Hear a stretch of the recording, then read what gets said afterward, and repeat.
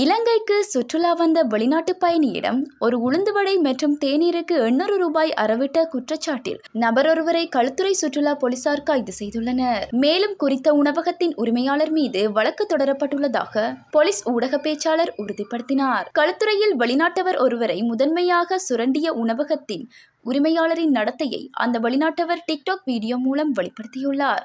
இதனை அடுத்தே குறித்த நபர் களுத்துறை சுற்றுலா போலீசாரினால் கைது செய்யப்பட்டுள்ளார்.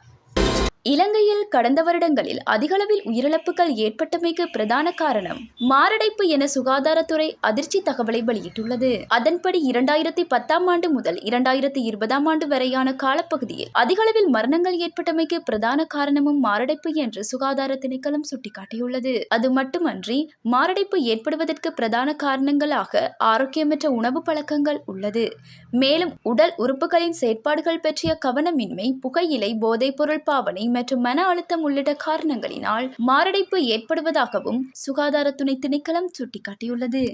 முன்னாள் ஜனாதிபதி கோத்தபாய ராஜபக்ஷவின் வாக்குறுதியினால் தான் ஏமாற்றப்பட்டதாக கொழும்பு பேராயர் கர்தினால் மல்கம் ரஞ்சித் ஆண்டகை தெரிவித்துள்ளார். செய்தியாளர் சந்திப்பில் கலந்து கொண்டு இவர் இதனை குறிப்பிட்டுள்ளார். கோத்தபாய ராஜபக்ஷ ஆட்சிக்கு வந்த பின்னர் ஏப்ரல் 21 பயங்கரவாத தாக்குதல் தொடர்பில் முழுமையான விசாரணை நடத்தப்படும் என முன்னாள் ஜனாதிபதி கோத்தபாய ராஜபக்ஷ தனக்கும் பேராயர் சபைக்கும் வாய்மொழியாக வாக்குறுதியளித்தார். எனினும் ஏப்ரல் 21 பயங்கரவாத தாக்குதல் தொடர்பான ஜனாதிபதி ஆணைக்குழுவின் அறிக்கை கிடைத்த பின்னர் அது தொடர்பான அனைத்து விசாரணைகளும் கைவிடப்பட்டதாகவும் பேராயர் தெரிவித்துள்ளார்.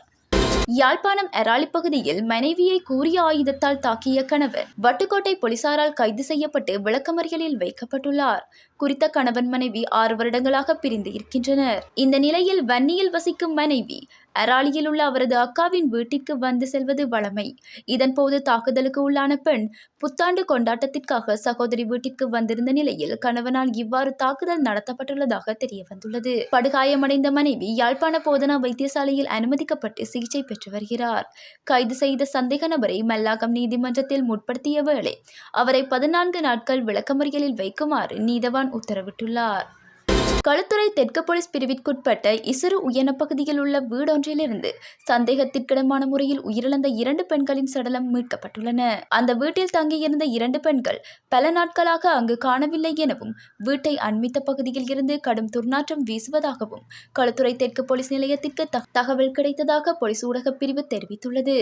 அதன்படி போலீசார் சம்பவ இடத்திற்கு சென்று சோதனை செய்த போது வீட்டின் கதவுகள் பூட்டப்பட்டிருந்தன.